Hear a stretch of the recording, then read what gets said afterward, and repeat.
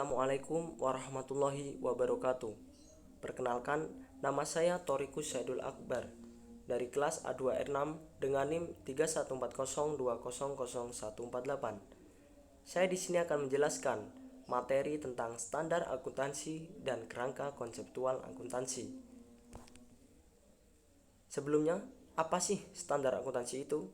Standar akuntansi merupakan pedoman penyusunan laporan yang mencakup kerangka konseptual penyusunan laporan keuangan itu sendiri dan pernyataan standar akuntansi atau biasa yang disebut PSAK. Mengapa standar akuntansi diperlukan? Yang pertama, laporan keuangan memenuhi kebutuhan berbagai pengguna dengan kebutuhan berbeda.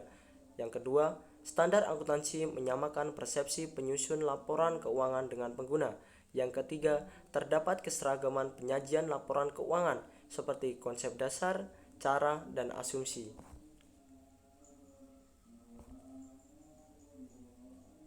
Kerangka konseptual akuntansi merupakan suatu sistem yang koheren tentang tujuan dan konsep dasar yang saling berkaitan, yang diharapkan dapat menghasilkan standar-standar yang konsisten dan memberi pedoman tentang jenis, fungsi, dan keterbatasan akuntansi keuangan dan pelaporan keuangan. Kerangka konseptual akuntansi terdiri dari 3 level. Level yang pertama, tujuannya 1. Berguna dalam keputusan investasi dan kredit. Yang kedua, berguna untuk menilai arus kas dalam masa depan. Yang ketiga, tentang sumber daya persatuan, klaim atas sumber daya, dan perubahan di dalamnya. Level yang kedua meliputi 2 isi. Yang pertama ada karakteristik kualitatif yang berisi kualitas fundamental dan meningkatkan kualitas. Isi kedua ada elemen meliputi aset, liabilitas, ekuitas, investasi dari pemilik, distribusi dari pemilik, pendapatan komprehensif, pendapatan dan beban, laba dan rugi. Di level ketiga terbagi menjadi 3 isi. Yang pertama ada asumsi yang berisi entitas ekonomi, going concern, unit moneter, dan periodicity. Yang kedua ada prinsip yang berisi measurement atau pengukuran. Yang kedua ada revenue recognition atau pengakuan pendapatan. Yang ketiga ada expense recognition atau pengakuan biaya. Yang keempat ada pendapatan penuh atau full disclosure. Isi ketiga ada constraint atau kendala, meliputi cost benefit atau manfaat biaya dan materialitas. Tujuan pelaporan keuangan.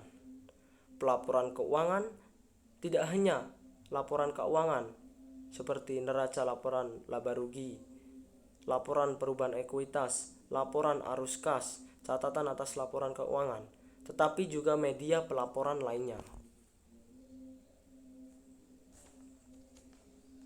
Level kedua ada fundamental kualitatif.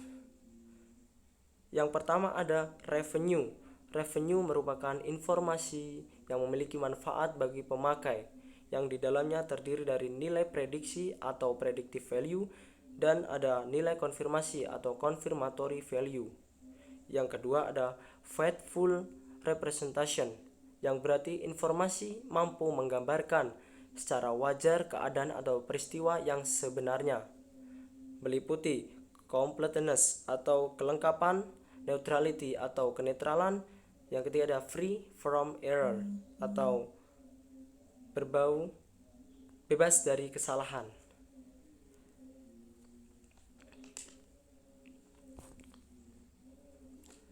Elemen-elemen dalam laporan keuangan.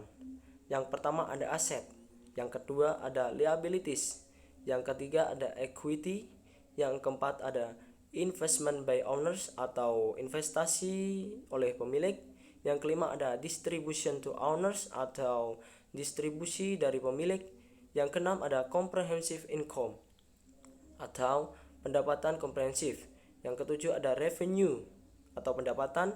Yang ke-8 ada expense atau biaya. Yang ke-9 ada laba, dan yang ke-10 ada rugi.